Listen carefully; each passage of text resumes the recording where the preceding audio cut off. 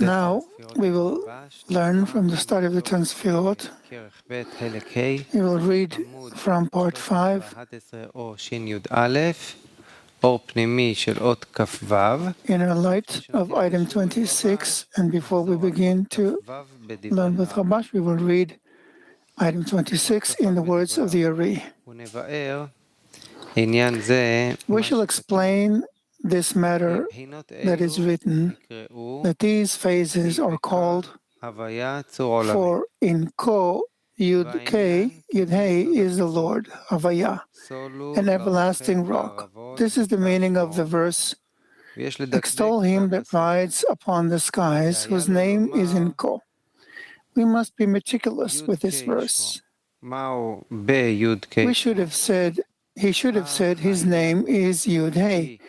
What is? His name is in Yud Hey, Ko. The thing is that the entire name is contained in the Yud Hey, and this is the meaning of whose name is in Ko. The Yud Hey in its fullest is Yud, comprised of the letters Yud Vav Daled. He comprised of the letters Hey Aleph, 26 in Gematria, which is Havaya.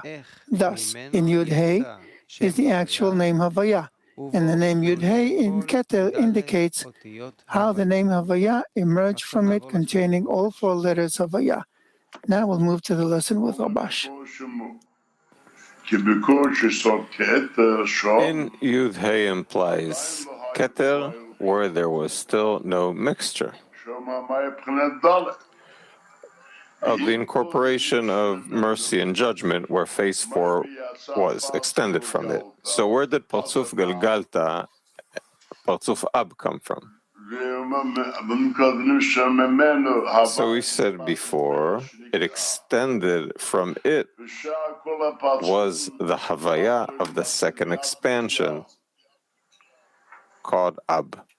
And in the other Parzufim until the world of Atzilut. In Ab, because where? In Atzilut, the mixture ends and the 10 vessels emerge.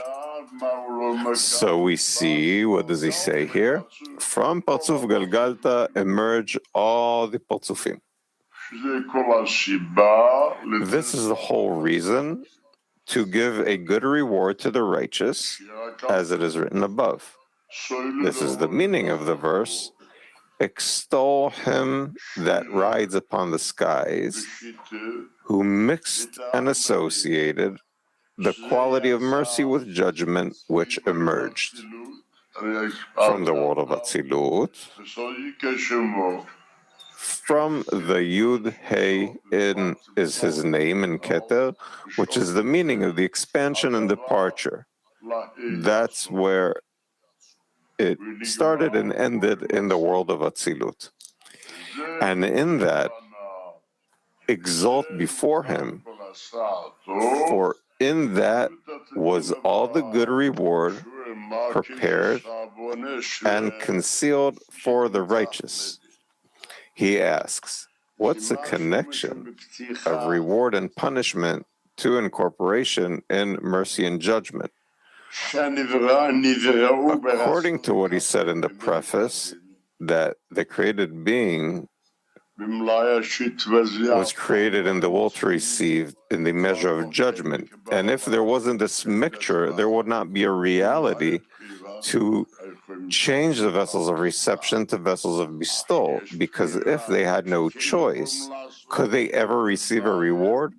Now there's a choice that they can supposedly do something, as if they're scales, half and half, that there's a reality of reward and punishment. Otherwise, there wouldn't be a reality. So, where are we? 27. In 27, know that all those vessels did not gain coarseness and become vessels. Now he says something new. Until after the departure of the light of Malchut, at that time, he turns his interior from the vessel It is so because although the upper light of the vessel of Keter departed and rose to the emanator, because the light of Chokhmah rose to its place, the vessel of Keter does not gain coarseness and materialize. What's written here? He says this. No. Look again. That all those vessels did not gain coarseness and become vessels. He's not saying about recognizing the vessels, let's say, but until after the departure of the light of Malchut.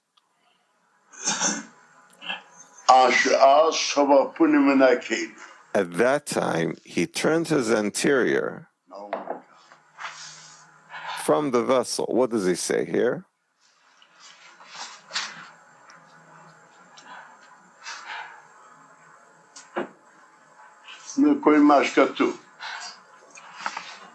I'll read what's written. At that time, when the light departs, he turns his anterior from the vessel. It is so because although the upper light of the vessel of Keter departed and rose to the emanator, because the light of Chokhmah rose in its place, the vessel of Keter does not gain coarseness and materialize. It is the same in all the other lights.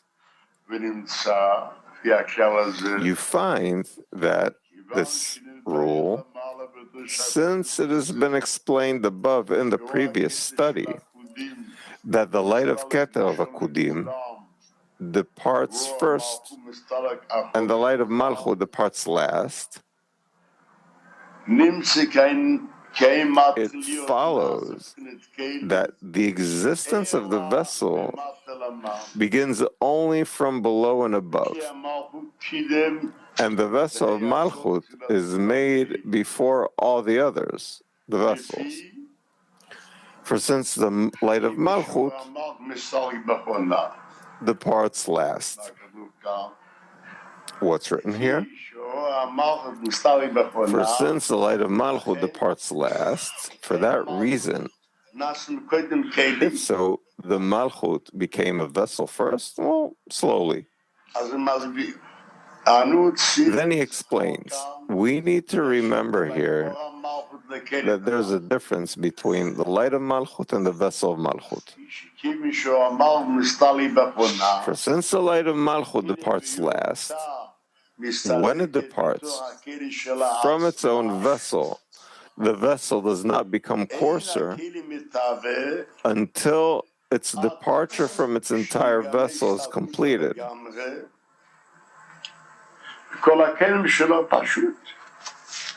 That's all its vessels. Then, when the light of Malchut departs, the 9 upper vessels still have light, although none of them has the part of the light that truly reaches its own part. Meaning, while the light of Malchut was in the vessel of Malchut.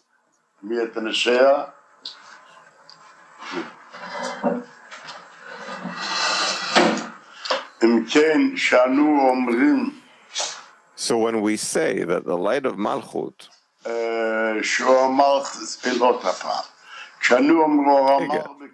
when we say the light of Malchut is in the vessel of Malchut, then the light of Keter is in the vessel of Keter. But when we say that the light of Malchut departs from the light of Malchut, so the light of Malchut is in the vessel of Yesod, then there's already the light of Chokhmah in the vessel of Keter. That's what he said here.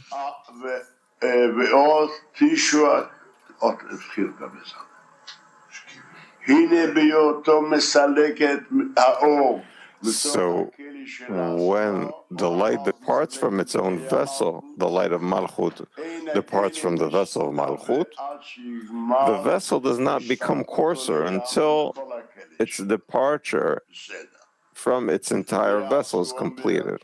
Okay, then he says, the 9 upper vessels above her still have light, although none of them has a part of the light that truly reaches its own part. That means that there's light of Chokhmah in the vessel of Keter. Afterwards, there's light of Binah in the vessel of Keter. Then there's the vessel of Malchut in the vessel of Keter until it completely departs.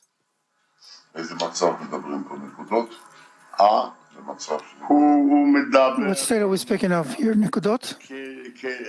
He's speaking in general because the Parzuf in Galgalta, there are 10 Sefirot, and he's speaking before the light departed from Malchut, and afterwards there was a coupling on phase 3 we have to mention.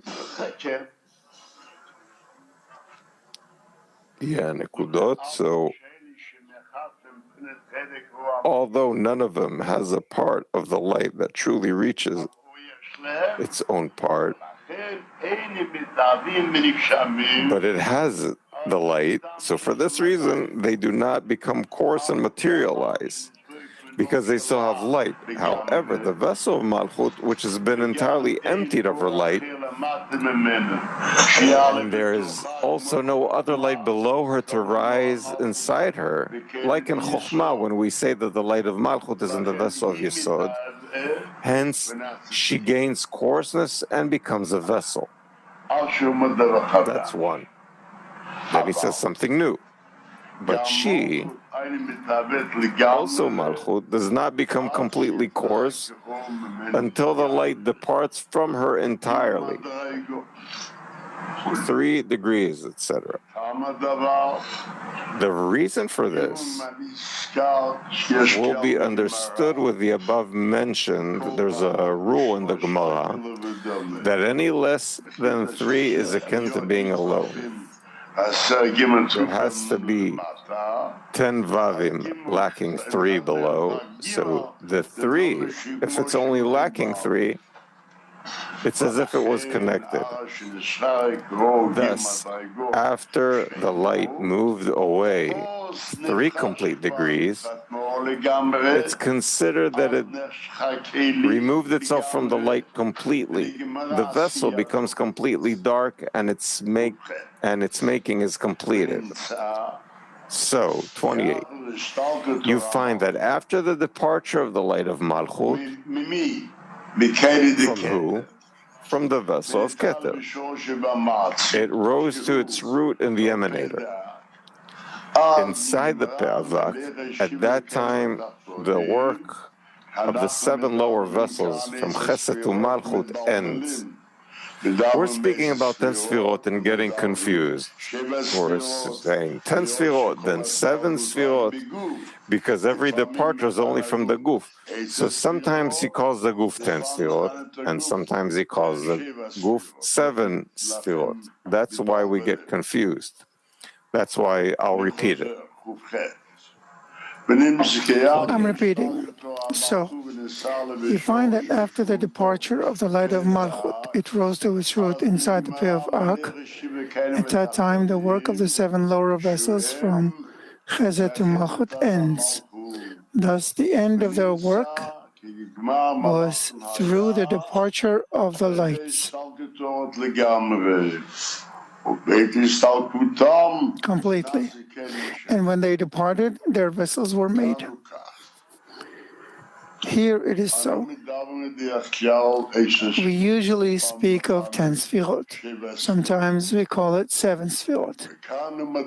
And here it says something entirely different. Here he speaks of which Sefirot? Since I have to have a removal of 3 Sefirot, why do we also need Sefirot afterwards? He gives a law. But why do we need 3 Sefirot? Since above there was no such distancing. The vessels were not made, but only in 7 vessels. Meaning, what is 7 vessels? I'll be brief. Zaranpin receives a vessel, and Malchut received a vessel. But Bina, Chochmah, and Keter did not. That happened afterwards. The calculation how it happened. We heard the distance of 3 degrees. 3 degrees, yes. And you find, I'm repeating above. You find that after the departure of the light of Malchut from the vessel of Keter, it rose to its root inside the Peh of Ak. At that time, the work of the 7 lower vessels from Chesed to Malchut ends. Zeranpin, Malchut received vessels. So I'll say this. From Chesed to Yisod is called Zeranpin, and the vessel of Malchut is Malchut. Why is it that from them there was the removal of 3 lights? That's why it's already called that they have no illumination from the light. This we will clarify later. Thus,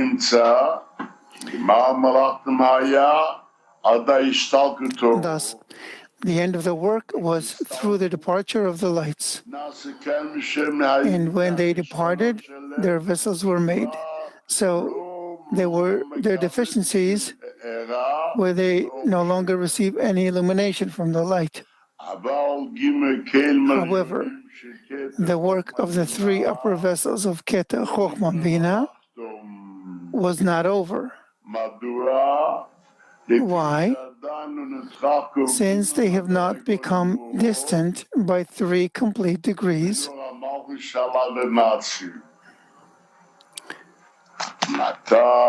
from the light of Malchut that rose to the emanator. When were the vessels for God made? Keter, Chochmah, Bina? Yet the end of the work was afterwards, when the lights returned, the Ab, to come down a second descent into the above vessels. Then the vessels of God were made. We will see this later. He says here, what is a vessel? A deficiency.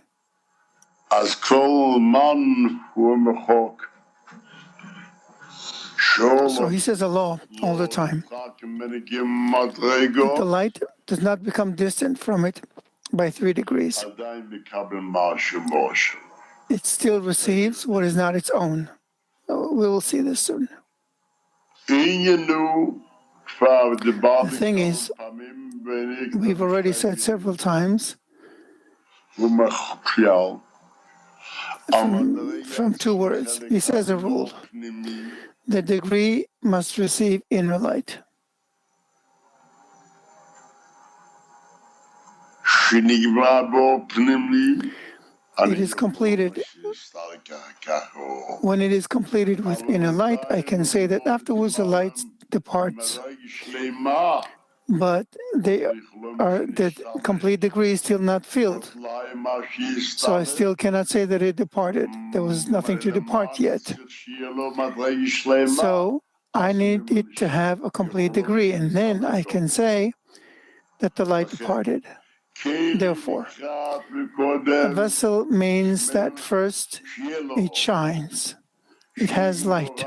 Which is complete with inner Naranchai. Then it calculates that both Zeranpin and Malchut each receives 2 surrounding lights. We'll see this in a minute. And more than that, they cannot receive. It follows that after they received the inner Naranchai and 2 surrounding lights, and it all departs, this is called a vessel with a deficiency. So we learned, if you remember, a rule in part 4. He gives a rule. All the lights come from Keter, and they all emerge in the state of Nefesh, except what is the growth of the light of Nefesh? The light of Ruach grows. How? By increasing the vessel. According to the vessel it dresses, each vessel finds in it a novelty from the light, and then it becomes Naran Chai. For example, if we say that all the upper vessels grow first, then it begins from the vessel of Keter. If we say that the lower lights grow first, we begin with the light of Nefesh. You find that first comes the light of Nefesh to the vessel of Keter. Then the light of Ruach comes to the vessel of Keter. We say that when the light of Ruach comes to the vessel of Keter, we can understand it better with a depiction. Then the light of Nefesh that was in the vessel of Keter descends to the vessel of Chokhmah. Then, when the vessel of Nefesh already has the light of Chokhmah, 2 vessels for her light. So she's divided into Nefesh, Ruach of Nefesh. Ruach has only 1 vessel, Nefesh of Ruach. Then Nefesh of Neshama comes. Again, it comes in the vessel of Keter. So the light of Ruach that was in the vessel of Keter descends to Chokhmah. And then she has 2 vessels. You have Nefesh Ruach of Ruach, and Malchut descended to Bina. So she already has 3 vessels. There's Neshama of Nefesh, Naran of Nefesh, Nefesh Ruach of Ruach, and Nefesh of Neshama. Then comes the light of Ruach, the light of Chokhmah, to the vessel of Keter. So he says, Malchut descends, she descended to Ruach. Now she has Nefesh Chaya, 4 vessels. 3 vessels, Neshama, not Chokhmah.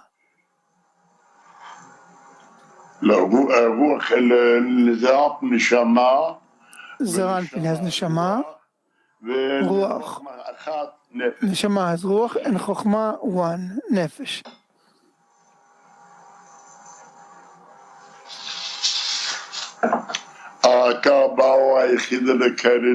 Then the light of Yechidah comes into the vessel of Keter, only Nefesh. So Malchut descends from her place. Malchut has Naran Chai in 2 vessels. Ruach 4 vessels. It has Chaya of Ruach. Neshama has 3 vessels. Neshama of Neshama. And Chokhmah 2 vessels. Nefesh Ruach of Chaya. And Yechidah only Nefesh. You find that now Malchut has Naran Chai. Afterwards, the screen is refined. And there's only phase 3 of 4. The level of Nekudot called Chokhmah comes out. We learned that a vessel is added by that coupling in Ruach. Since the coupling was made on her own phase of Zeranpin, now she has Naran Chai of Ruach. But the light of Yechidah departs. If there's no 4, there's no Keter anymore. So the light of Yechidah, there's nothing to speak of anymore. He says Malchut receives in a coupling that is made in the phase of Zeranpin, and likewise Yesod, illumination. But since that coupling is 1 degree higher than her, he says Allah. Each upper degree with respect to the lower one is called surrounding. You find that Malchut now receives one surrounding from the vessel of Zaranpin that shines. You find that Malchut had inner non-Chai, and she lost it, but she still has surrounding and a coupling that was made. In the second stage, you find that there is Yechidah,